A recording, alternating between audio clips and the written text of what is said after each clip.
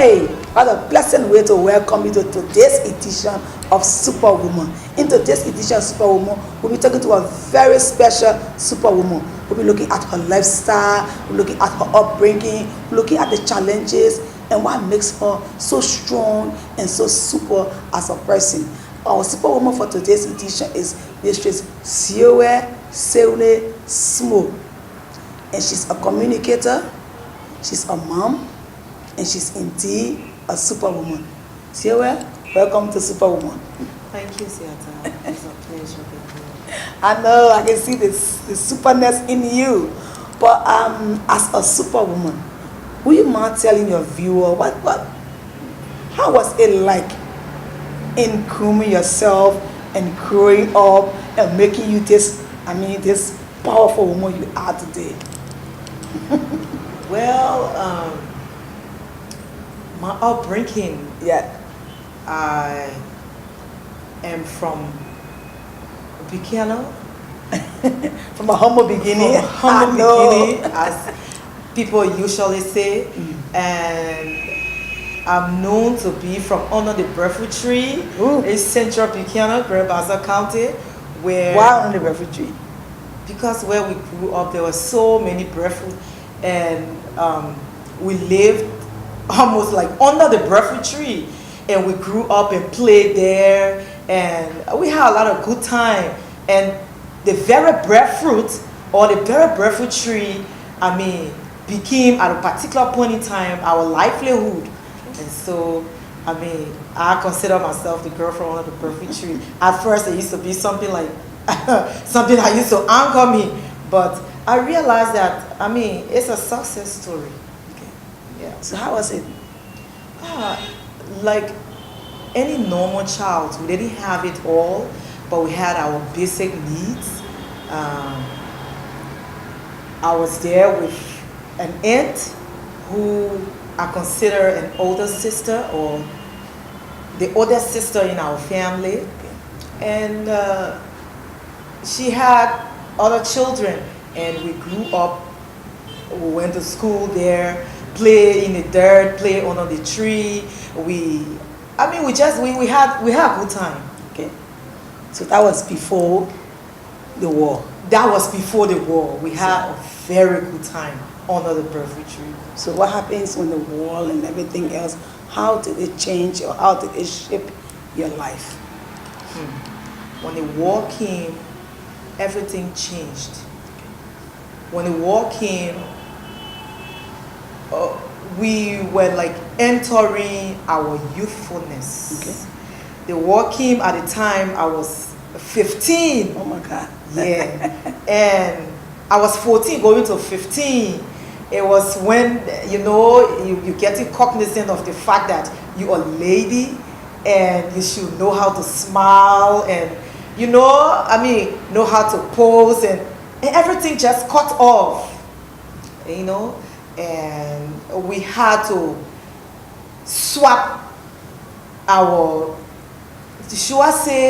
your identity, or swap who you really should have been to somebody who you did not know existed. I know. You have to take on special or extraordinary responsibilities. Growing up as a teenager, just entering your teens, and then you have to automatically rush yourself into womanhood. I know. Because right about that time, I myself was just entering my teens, so I know how it feels, and becoming a woman overnight. Yes. But those were times I know, no Liberian of our generation really want to remember. But equally so, we cannot escape the fact that it happened. Yes. Yeah. And I want to be grateful to God, even though the situation may seem unfortunate, but it also shaped us. It also shaped me into the woman I am today. Okay. So how did it shape you? How did it manage to, mold you into the woman you are today? When the war came and you, a young lady, it was no time for baby play. It was no time to cook by. There was no time to cook by, to cook in the old cup. It was the time to cook for your younger siblings so that they could eat. It was the time to see if you could fend for them even. So when the war came, a lot of things changed. When the war came, we stopped going to school for a particular point in time. But there were certain habits that as when you are coming out, you need to cultivate. And I cultivated the habit of reading. Okay. And so it helped me along the way. And so when school stopped, most of my peers, people who had similar attitude like me, were exchanging books. We had our mini libraries. Okay. We have books we used to read and we used to discuss when we together. Wow. I mean, and some of the terminology in the book, we take dictionary and define them and begin to use them. And that helped us. Even when school opened again, when we went to school, it was not like we're going empty. We're going there already almost like prepared. Yeah. Because while you were home, while we were home, I mean, we use our idle time to read books, to discuss as young people coming up. We discuss those books. We discuss what we read. So we'll say, if you try to equate it to today, it'll be like at that time you guys were Facebooking and texting and everything else. Yes. Yeah. So now you are reading books, and that was the era of reading books. Mills and Bones, Harlequin. I know. Kevin Morris. And his series were all over the place. I know. Yes. But let's look at your educational background a little. The working when you're just entering your teens, and then everything stopped, and then you have to go back to school. Some teenagers that were in our generation could not make it to go back, and they just end up on the wayside. How did you manage to be able to go with all the stress, fending for your loved ones, fending for your siblings, and everything else you just explained? What gave you that strength to be able to go back? Well, when you're growing up and you're in your environment, you see people of like minds, people who always wanted to compete with each other. That was the environment I came from. Okay. Not people who envy each other. Not people who envy each other, but it was an environment of competition. Where when you're going to school, I too want to go to school. If you read this book and you're explaining this book, I want to get the nitty-gritty of that book too. Okay? So that was that was what drove us. And besides, we had at the back of our minds, we already knew what we wanted to be. Okay. Even though the war came. And I want to be grateful to our parents who also pushed us. In spite of everything, they didn't resist finding the resources to push us. Yeah. So, I mean, in as much as we were willing to go, our parents were there pushing us too. So that means your strength at that time came from your parents and those around you, and everything that went on around you. You still have people to tell you that you got to go to school. You have to be somebody in the future. They were not pushing you to go and people to see you. No. Because we know we heard the voice those days. Because in fact, I remember one day, one of the COs came and said, "Oh, this is a pretty black girl. I gotta take her to go and cook for me." And my mom said, "Before you take her, you must take me." Good. In fact, I can cook better than her. I can cook better than her. So before you take her, you will encounter me. You got to take me first. And he was like, "Oh. Ana Ise." She said, "Yes, Ana Ise. You got to take me before you take her." And so that was how it was. Our parents stood up for us. Yeah. So how do you compare that to today's parents? That just sitting back and watching their children just going and like, oh, she got her own way. Sometimes I'm like, are we still in Liberia? How do you compare that? From where I come from, under the breadfruit tree. Under the breadfruit tree.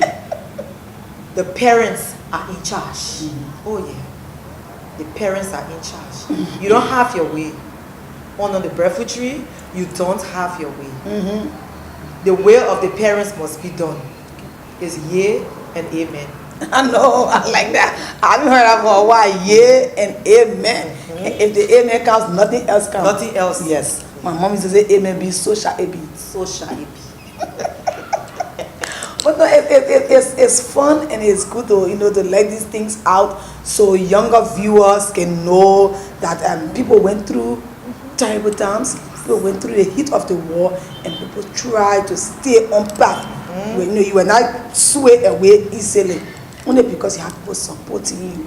That's why we like to talk about some of these things, even though sometimes it brings hard feeling, it brings back sad moments, but they are the facts. Without your past, you would never appreciate your future. Definitely.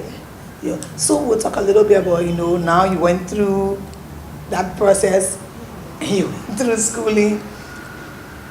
Growing up as a young girl, was there a career you had in mind? Because some people wanted to be doctors, they found themselves as teachers. Some wanted to be engineers, they found themselves as seamstresses, how they call them, seamstresses in the tailor shop today. Was there a career on mind, and you worked towards that career? Well, initially, my father, peace be to his ashes, he wanted me to be a nurse. Though I didn't see, he died when I was at a very tender age, and I didn't get to have that real feel of like a father and a daughter. But that was passed down to me, by my mom. And he really wanted me to be a nurse, and he wanted my brother to be a lawyer. But I was too rough to be a nurse. Just kill up people. No. So open up people's wounds. And in fact, I didn't even have the passion for that. Okay. Yeah, I was the reading person. I was the diplomatic person. Yeah, I would go for the book while other people going for the kitchen. I would sit and crack my legs and want to read my book. And while you're working in the kitchen, if you call me in the kitchen anyway, I will go, but you will do the work because I will be lecturing you that book. And you will just go off and do all that work for me. And so, gradually as I started to go through high school, eventually it just came up, and I started to be a part of my school's press club, and I started to present news, the presentation of news in my school, and that was it. Then you found yourself as a journalist? Just for myself. I didn't decide anything. So when you found yourself as a journalist, where did you work to make people know that this person is a journalist? Well, first of all, the informal one started when I was in high school, SDA High School, and we have Moses Sanga, who was the head of the press team, the press club, and things like that. But then I came to Monrovia and enrolled at the University of Liberia. Okay. And then when I enrolled, I took on mass communications. Yeah. And that was where I started my professional sojourn. And while in the process, like in my sophomore or junior year, I wrote an application to, at that time, the DC 101. Okay. And I forgot his name now. But anyway, I went there, and gradually people started to use my voice. I began to do advertisement with tamale mayonnaise, with barbecue, and then gradually I started doing advertisement with Martin Brown, because he used to do advertisement for the Indian music stuff, and there was some special advertisement, and then he liked my voice. He always said I had the voice for radio, and so he took advantage of the voice, and he groomed it, and gradually people started listening to my voice, and in my community, when I go there, it was like, oh, say, we heard you. Oh, we heard you. And that was like And boosting that's my the vibe. theme. That's The theme that comes with journalism. No, that's the sweetness about it, you know. And I like that. But after some time, I decided to go further than that.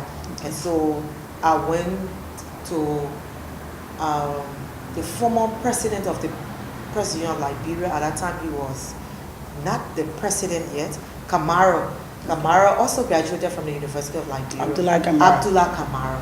And I told him, I said, Kamara, I really want to go to somewhere where I will exert myself. And he said, but then I will talk to Francine Walla. And then he talked to Francine Walla. And Francine Walla said, let me see what I can do. And one day, Francine Walla told Abdullah that I should go over.